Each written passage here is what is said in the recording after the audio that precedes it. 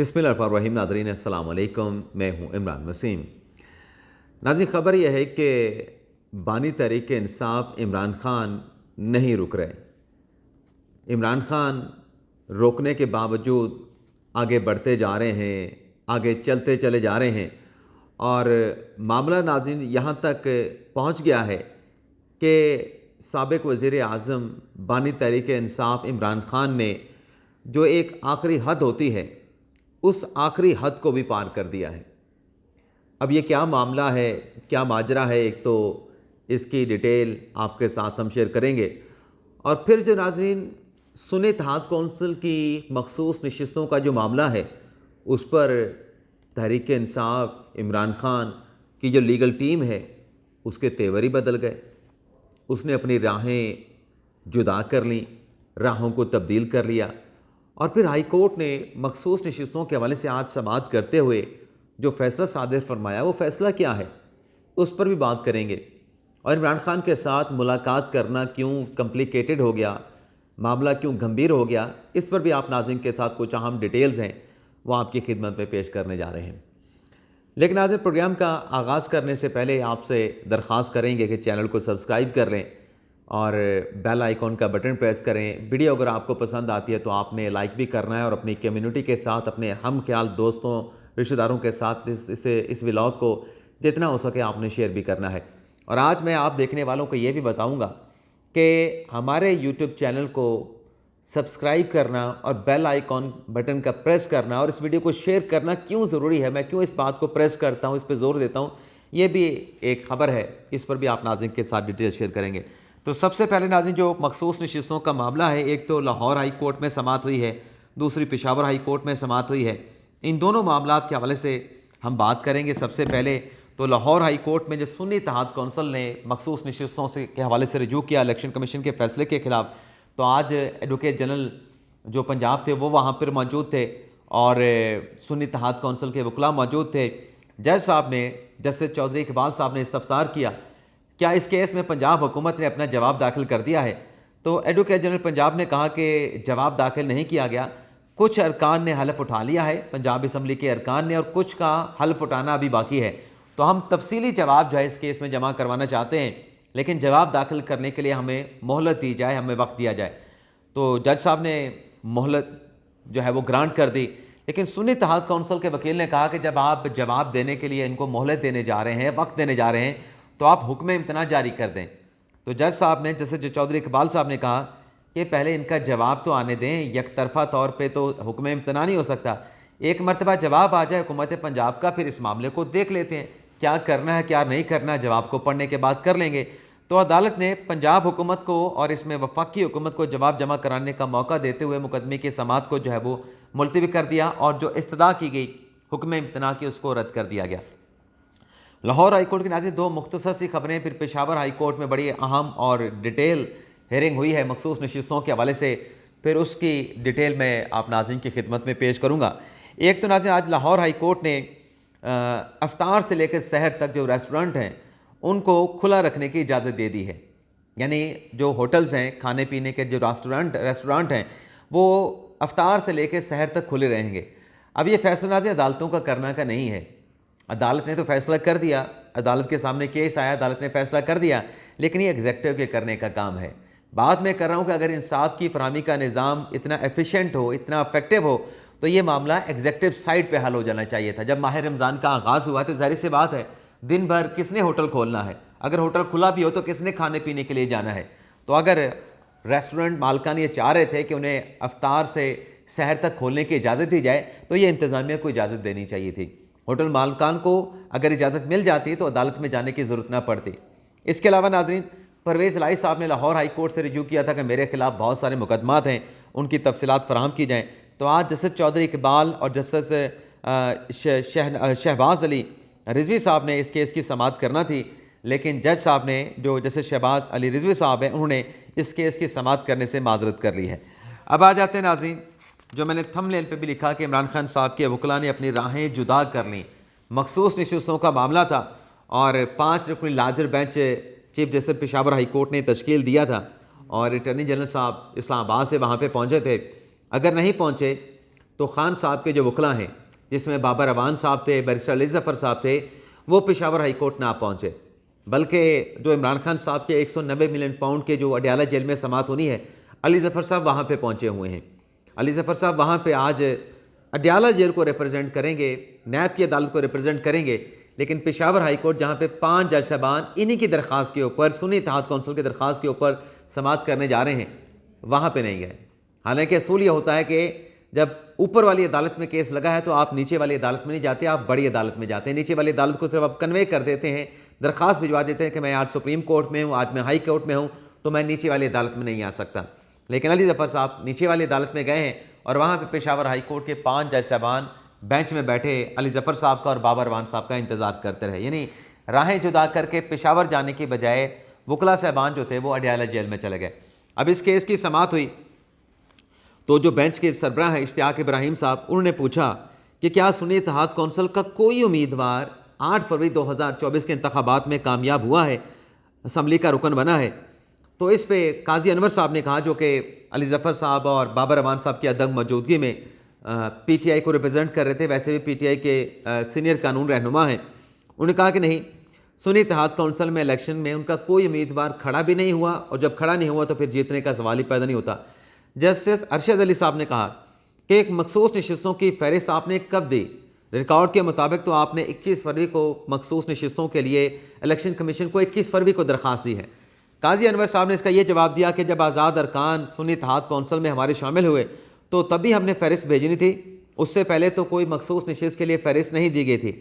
Justice Ishtiyaq Ibrahim साहब ने कहा कि मखसूस नशिस्तों को छोड़ दिया जाए तो क्या पार्लियामान मुकम्मल हो जाएगी? यानी अगर मखसूस नशिस्तें जो सुन्नी इत्तेहाद कौंसिल को नहीं मिलती, वो किसी और सियासी जमात को भी नहीं मिलती, तो क्या पार्लियामेंट मुकम्मल हो जाएगी? पार्लियामेंट ना मुकम्मल रहेगी। जैसे इजाज़ अनवर साहब ने पूछा काजी अनवर साहब से कि अली ज़फ़र साहब किधर हैं, और उस पर उन्होंने जवाब दिया कि बाबर अवान साहब और अली ज़फ़र साहब के बारे में मुझे बताया गया था कि उन्होंने केस तैयार कर लिया है, वो आज आर्गू करेंगे, मेरी तो तैयारी नहीं है, और मुझे अगर आपने आर्गूमेंट का कहना है तो मुझे वक्त दिया जाए। जस्टिस इश्तियाक इब्राहिम साहब ने कहा कि यह बदकिस्मती है इस बेंच की कि बेंच बैठा है, 5 जजेस बैठे हैं, लेकिन वकला नहीं पहुँचे, वकला अदालत में नहीं आए। जज साहब ने कहा कि सीनियर वकला को ऐसा नहीं करना चाहिए था। अब ये मैं नहीं कह रहा, इश्तियाक इब्राहिम साहब कह रहे हैं कि पीटीआई सुन्नी इत्तेहाद कौंसिल के वकला को ऐसा नहीं करना चाहिए था, अदालत में आ जाना चाहिए था। फिर इश्तियाक इब्राहिम साहब ने कहा कि फिर ऐसा करते हैं, अटॉर्नी जनरल साहब को आज सुन लेते हैं और जो हुक्म इम्तना जो आपको पहली समात पे दिया गया था उसको वापस ले लेते हैं। तो यहाँ पे फिर जो सुन्नी इत्तेहाद कौंसिल और तहरीक इंसाफ के कानून रहनुमा काजी अनवर साहब, वो अदालत में उन्होंने कहा कि नहीं, वो शौक हो गए। उन्होंने कहा नहीं, अगर आपने हुक्म इम्तना वापस ले लिया तो फिर कुछ रहेगा नहीं हमारा, हुक्म इम्तना वापस ना लें। फिर अटॉर्नी जनरल साहब ने अपने दलाइल का आगाज़ किया, जैसे जज साहब कह रहे थे कि अटॉर्नी जनरल साहब के दलाइल सुन लेते हैं। अटॉर्नी जनरल ने कहा कि सुन्नी इत्तेहाद कौंसिल ने इलेक्शन में हिस्सा नहीं लिया और ना ही उनकी तरफ से रिजर्व सीटों को कोई फहरिस्त जो है, जो कि कानूनी तरीक़ाकार है, इलेक्शन कमीशन को ऐसी कोई फहरिस्त फराहम नहीं की गई। जस्टिस अरशद अली साहब ने पूछा कि क्या सुन्नी इत्तेहाद कौंसिल सियासी जमात है, पार्लियामेंट्री जमात है? तो इस पर अटॉर्नी जनरल ने जवाब दिया कि जो सियासी जमात इलेक्शन में एक सीट भी जीत जाए वो पार्लिमानी जमात होती है, और उस पार्लिमानी जमात में आज़ाद जो अरकान है वो शमूलियत अख्तियार कर सकते हैं और उनको मखसूस नशिस्तें भी मिल सकती हैं। अटॉर्नी जनरल साहब ने कहा कि पार्लिमानी जमात के लिए सीट जीतना लाजमी है, यानी अगर आपने पार्लिमानी पार्टी बनना है तो आपको इलेक्शन में हिस्सा लेके आपको आपकी सीट जीतना लाजमी है। मखसूस नशिस्तें सिर्फ उसी जमात को मिलेंगी जिसकी पार्लिमान में नुमाइंदगी होगी। अब सुन्नी इत्तेहाद कौंसिल की पार्लिमान में नुमाइंदगी नहीं थी, उनके अपने सरबराह जो हामिद रज़ा साहब हैं, साहबजादा हामिद रज़ा साहब, वो भी आज़ाद अल हैसियत में इलेक्शन जीत के आए थे। तो ये बड़ा अहम नुकता था कि मखसूस नशिस्तें पार्लिमान में मौजूद पार्लिमानी जमात को मिल सकती हैं। अदालत ने सवाल पूछा कि अगर आज़ाद रुकन गैर पार्लिमानी जमात में चला जाए तो उससे क्या होगा, जिस पर अटॉर्नी जनरल साहब ने कहा कि सियासी जमात जो होती है जब इलेक्शन लड़ती है तो अपनी फहरिस्त देती है इलेक्शन कमीशन को एक कट ऑफ डेट पे, लेकिन अगर वो लिस्ट नहीं देती तो इसका मतलब ये है कि वो नहीं समझती कि वो इलेक्शन में जीतेगी, इसलिए उसने अपनी रिजर्व सीटें की जो फहरिस्त है वो नहीं दी। जस्टिस अरशद अली ने कहा कि अब तो आज़ाद अरकान ने एक सियासी जमात में शमूलियत अख्तियार कर ली है, अब क्या सूरत हाल होगी। अतीक शाह साहब ने पूछा कि सुन्नी इत्तेहाद कौंसिल तो इलेक्शन कमीशन में रजिस्टर्ड सियासी जमात है। अटॉर्नी जनरल साहब ने कहा कि सियासी जमात और पार्लिमानी जमात में फ़र्क है। पार्लिमान जमात पार्लियामेंट में मौजूद होती है, सियासी जमात सिर्फ इलेक्शन कमीशन में रजिस्टर्ड होती है, लेकिन वो पार्लिमानी जमात या पार्लिमान में मौजूद नहीं होती। जस्टिस अरशद अली साहब ने कहा कि कानून में तो इस बात का जिक्र नहीं जो आप दलाइल दे रहे हैं मखसूस नशिस्तों के अलॉटमेंट के हवाले से। अटॉर्नी जनरल साहब ने कहा कि इलेक्शन एक्ट इस हवाले से बड़ा वाज़ेह है। अटॉर्नी जनरल ने कहा कि मखसूस जो नशिस्तें हैं वो पार्लिमानी जमात को जाती हैं। यहाँ पे उनके दलाइल भी मुकम्मल हो गए। दो उन्होंने बातें की कि एक तो उन्होंने फहरिस्त नहीं की सुन्नी इत्तेहाद कौंसिल ने, दूसरा ये पार्लिमान जमात नहीं है, पार्लिमानी जमात नहीं है। इलेक्शन कमीशन के वकील सिकंदर बशीर मोहम्मद साहब ने अटॉर्नी जनरल साहब के दलाइल को सपोर्ट किया, अडॉप्ट किया और साथ में खुद कहा कि जो आइन का आर्टिकल 51D है और जो इलेक्शन एक्ट का सेक्शन 104 है वो ये कहता है कि एक जनरल नशिस्त सियासी जमात की होगी तो तभी वो पार्लिमान में मखसूस नशिस्तें उसको अलाट हो सकेंगी। सिकंदर बशीर मोहम्मद साहब ने कहा इलेक्शन कमीशन के वकील ने कि इन्होंने मखसूस नशिस्तों की कोई फहरिस्त नहीं दी और इनकी कोई जनरल नशिस्त शीट भी नहीं है। अब फैसला बेंच ने करना है। कानून वाज़ेह है, कानून की तशरीह यही है कि आप पार्लिमानी जमात हो, आपने एक सीट जीती हो तो आपको रिजर्व सीटें मिल सकती हैं। जस्टिस अरशद अली ने कहा कि फ़िलहाल कानून में इस मसले का हल नहीं है, क्यों ना इस मामले को पार्लियामेंट भिजवा दिया जाए, पार्लियामेंट इस मामले को हल करे। अदालत ने कहा कि माफ़ी चाहता हूँ नाज़रीन, अदालत ने कहा कि हमें कहा गया था कि दो हाथी हैं वो इस केस की तैयारी कर रहे हैं, यानी अली ज़फ़र साहब और बाबर रहमान साहब की बात हो रही है, लेकिन आज काजी अनवर साहब मौजूद हैं तो फिर काजी अनवर साहब भी दलाइल देंगे। अच्छा, फ़ारूक एच नाइक साहब ने भी पीपल्स पार्टी की तरफ से दलाइल दिए। उनका ये कहना था कि ये जो कहा जाता है ना कि नशिस्तें एक जमात को नहीं दी गई, ये मखसूस नशिस्तों की तकसीम का एक तरीक़ाकार है। ये गलत है कि किसी जमात से सीटें ले ली गई हैं। ये सीटें लेने के लिए आपके पास सीटें होनी भी चाहिए। इन्होंने तो इलेक्शन में हिस्सा लिया नहीं, इन्होंने फहरिस्त भी नहीं दी, मुकाबले से ये बाहर हो गए, तो कैसे इनको मखसूस नशिस्तें मिल सकती हैं। और कामरान मुर्तज़ा मौलाना फजल रहमान की जमात के वकील, उन्होंने भी दलाइल दिए। उनकी तरफ से कहा गया कि इसी नौयत के ऊपर इन्होंने दीगर हाई कोर्ट्स में भी केसेस जो है वो दायर किए हैं, जिस पर अदालत ने कहा कि ये जो मुख्तलिफ केसेस हैं या मुख्तलिफ सियासी जमातों को जो सीटें मिली हैं और दीगर हाई कोर्ट से जो रुजू किया गया है, इलेक्शन कमीशन इस हवाले से ब्रेकअप बना के अदालत में फ़ाइल करें। एक ये हुक्म दे दिया। और फिर जब इनके दलाइल मुकम्मल हो गए सियासी जमातों के रहनुमाओं के, अटॉर्नी जनरल साहब के, तो फिर काजी अनवर साहब से पूछा गया कि हाँ बताएं आप दलाइल देंगे। तो काजी अनवर साहब ने कहा कि मेरी तो तैयारी इस केस में है नहीं। अब इतना बड़ा केस है, इतना बड़ा केस है, काजी अनवर साहब कह रहे हैं कि मेरी तैयारी नहीं है। उन्होंने कहा कि मुझे कल तक वक्त दे दें, मैं कल तक इस केस के जो दलाइल हैं इस केस की तैयारी कर लूँगा। तो अदालत ने कल फिर 9 बजे तक इस केस की समाअत को मुलतवी कर दिया। तो ये दिलचस्पी है, हुक्म इम्तना लेने के बाद वकला अब पेशावर हाई कोर्ट नहीं किसी और अदालत का रुख कर रहे हैं। इसके अलावा नाज़रीन 190 मिलियन पाउंड केस के हवाले से आज अडयाला जेल में समाअत होनी है। उसमें अहम खबर यह है कि मीडिया के 6 सहाफ़ियों को इस केस की कवरेज करने की इजाज़त दे दी गई है। आज इस केस में सलमान सफदर साहब, अली ज़फ़र साहब, उस्मान गिल साहब पेश हुए हैं। इमरान खान साहब की अहलिया अलीमा खान साहबा गई हैं। तो इस केस की जो कार्रवाई है कि किन गवाहों के क्या बयानात इमरान खान, बुशरा बीबी साहब के रिकॉर्ड हुए हैं, नेक्स्ट व्लॉग में ये डिटेल आपके साथ हम शेयर करेंगे। और जो इमरान खान साहब की मुलाकातें गंभीर होने का मामला है, उस पर इस्लामाबाद हाई कोर्ट में आज नाज़रीन बड़ी अहम समाअत हुई है, जिसमें चीफ जस्टिस आमिर फारूक साहब ने यह कह दिया है कि कैसे इमरान खान की उनके वकला के साथ मुलाकात नहीं करवाई जा सकती। बड़े सख्त और अहम रिमार्क्स दिए हैं अडयाला जेल के हुकाम के हवाले से, क्योंकि अपीलें दायर की थी जेल सुपरिटेंडेंट अडयाला जेल ने और कमीशन इस्लामाबाद ने। तो उसमें क्या हेयरिंग हुई है, अदालत ने क्या ऑर्डर किया है, ये डिटेल फिर नेक्स्ट व्लॉग में आपके साथ हम शेयर करेंगे। लेकिन जो इमरान खान साहब ने आखिरी कदम उठाया है या आखिरी हद को पार किया, उस पर आने से पहले नाज़रीन ट्विटर की बंदिश के खिलाफ आज इस्लामाबाद हाई कोर्ट में समाअत हुई। पीटीए के वकला पेश हुए और पीटीए के वकला ने कहा कि हमें इस केस में जवाब दाखिल कराने के लिए वक्त दिया जाए। चीफ जस्टिस आमिर फारूक साहब ने पूछा कि यह मुकदमा सिंध हाई कोर्ट में भी था, वहाँ पे कंटेम्प्ट की एप्लीकेशन थी, कंटेम्प्ट की एप्लीकेशन का क्या बना। तो अदालत को बताया गया कि सिंध हाई कोर्ट ने तौहीन अदालत की दरख्वास्त पे फरीकैन को नोटिस कर दिया है। जज साहब ने कहा, आमिर फारूक साहब ने, कि पीटीए ने हमसे जवाब के लिए वक्त मांगा है तो जवाब वाज़ेह और मुफस्सल आना चाहिए। एक प्लेटफार्म बंद हुआ है, गलत या सही, लेकिन एक प्लेटफार्म चल रहा था x.com का, उसको बंद किया गया है। तो मुफस्सल जवाब दें कि ये क्यों और किस के हुक्म पर और कैसे बंद किया गया। तो 26 मार्च तक बड़ी मुख्तसर सी डेट डाली है आमिर फारूक साहब ने इस केस में। और जो एहतशाम अब्बासी साहब के वकील थे, उन्होंने कहा कि यह बुनियादी हकूक़ की खिलाफ वर्जी है। आमिर फारूक साहब ने कहा कि अभी आप अपने दलाइल ना दें, अपना दिफा भी आप उसको एक्सपोज ना करें। तो 26 मार्च तक पीटीए से इससे जवाब तलब कर लिया है। शेर मरवत साहब ने इमरान खान साहब के साथ मुलाकात के लिए दरख्वास्त दायर कर दी है। इसके अलावा इलामा राजा नासिर अब्बास मजलिस वहदतुल मुस्लिमीन के रहनुमा कंटेम्प्ट की एप्लीकेशन दायर की कि मेरी मुलाकात नहीं करवाई गई। मैं इमरान खान से मुलाकात करने के लिए अडयाला जेल गया था, मेरे पास अदालती ऑर्डर भी मौजूद था, तो अडयाला जेल के हुकाम के खिलाफ कंटेम्प्ट की कार्रवाई करें। तो जस्टिस समन इफ़त इम्तियाज़ साहबा ने 15 मार्च का तौहीन अदालत का नोटिस जारी कर दिया है। अब आ जाते नाज़रीन, जो मैंने थंबनेल की पहली लाइन लिखी कि इमरान खान साहब ने ये हद भी या आखिरी हद भी पार कर दी। मामला नाज़रीन ये है, नो डाउट पाकिस्तान तहरीक इंसाफ आज भी पाकिस्तान की पॉपुलर सियासी जमात है, और ये कभी किसी सियासी जमात का मकसद नहीं होना चाहिए कि मैं अगर इक़्तिदार में नहीं हूँ तो पाकिस्तान की आवाम भाड़ में जाएं। पाकिस्तान की आवाम का अगर बेड़ा गर्क होता है, मैं इक़्तिदार में नहीं हूँ तो बिल्कुल बेड़ा गर्क हो जाए। पाकिस्तान की आवाम पर अगर महंगाई का बोझ पड़ता है तो पड़ता रहे, लेकिन मुझे इक़्तिदार से क्यों निकाला या मुझे इक़्तिदार क्यों नहीं मिला, ये किसी सूरत मेरे लिए काबिल कबूल नहीं।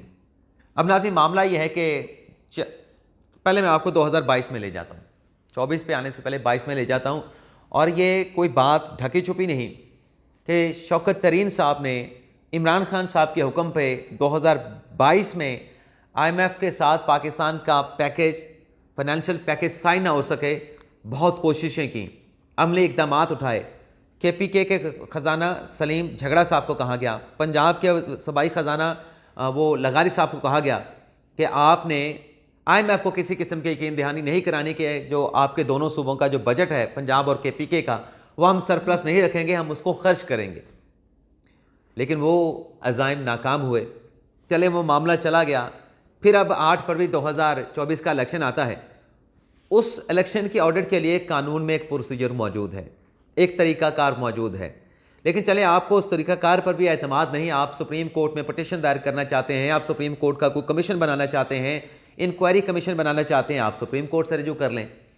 लेकिन इंतखाबी धांधली के इल्ज़ामात की आड़ में पहले तो IMF को लेटर लिखा गया कि पाकिस्तान के साथ आप डील साइन ना करें, पाकिस्तान के साथ आप मुआशी पैकेज साइन ना करें, इनके साथ कोई मुआहिदा ना करें, पहले आप इलेक्शन का मैंडेट कराएं। तो वहाँ पर जो करारा किस्म का जवाब दिया गया इमरान खान साहब को, मैं तो उसको थप्पड़ कहता हूँ कि वो एक स्लैब था खान साहब के लिए, जिस पे IMF की नुमाइंदा ने कहा कि हमारा ये मैंडेट नहीं है, हम एक फाइनेंशियल इंस्टीट्यूट हैं, हमारा एक अपना मैंडेट है, और ये इंतखाबात की तहकीकात कराना ही हमारे डोमेन ही हमारे मैंडेट में नहीं आता, और हम नई हुकूमत के साथ काम करने के मुंतज़र हैं।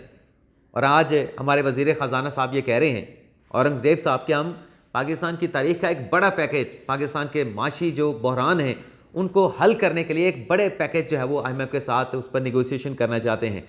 और ब्लूमबर्ग की रिपोर्ट है कि शहबाज शरीफ और औरंगज़ेब के आने के बाद पाकिस्तान के साथ पाकिस्तान और IMF के जो मामलात हैं या जो मुआहिदा है वो जल्द होने का इम्कान है। ये पॉजिटिव एक चेंज आई है, ये पॉजिटिव एक तब्दीली आई है। अब ये बातें चल रही थी, इसी असना में ख़बर ये सामने आई है कि इमरान खान की तरफ से, इमरान खान की डिक्टेशन पे तहरीक इंसाफ ने, जो यूरोपीय यूनियन है जिसने पाकिस्तान को वो G+ का गलबन, मैं नाम देख लेता हूँ, G+ का जो है पाकिस्तान को दर्जा दे रखा है। अब इस G+ नाज़ी है क्या, मुझे नाम भूल रहा है, मैं दोबारा अभी ज़हन में ले आता हूँ। GSP+, माज़रत चाहता हूँ, GSP+। अब GSP+ क्या है? GSP+ ये है कि पाकिस्तान के ताजरों को पाकिस्तान की मसनूआत को यूरोप के ममालिक तक रसाई दी गई है कि आप ट्रेड कर सकते हैं यूरोपियन ममालिक के साथ। और जब नाज़रीन पाकिस्तान के ताजर, पाकिस्तान की बिज़नेस बरादरी वहाँ पे जाके अपनी मसनूआत को फ़रोख्त करेगी तो इसका फ़ायदा पाकिस्तान की आवाम को पहुँचेगा, आम आवाम को पहुँचेगा। वैसे तो वो बिज़नेसमैन अपनी मसनूआत बेचने के लिए गए हैं, लेकिन एक गरीब आदमी को भी इसका फ़ायदा पहुँचता है। वो कैसे नाज़रीन? आप अपनी मसनूआत बेचेंगे डॉलर के एवज़, डॉलर पाकिस्तान में आएगा। जब डॉलर पाकिस्तान में आएगा तो पाकिस्तान की करेंसी मजबूत होगी, पाकिस्तान का पैसा मजबूत होगा तो महंगाई की शरह नीचे आएगी, पाकिस्तान का पैसा मजबूत होगा तो डॉलर नीचे आएगा, डॉलर नीचे आएगा तो पेट्रोलियम मसनूआत की कीमतें नीचे आएंगी। तो फ़ायदा आम आबाद को भी पहुँच रहा है। अब ये जो ईमेल करके यूरोपीय यूनियन को एक एप्लीकेशन दी गई कि पाकिस्तान से GSP+ का जो स्टेटस है वापस लिया जाए, इसको किसको नुकसान होगा? इसका आम आदमी को नुकसान होगा।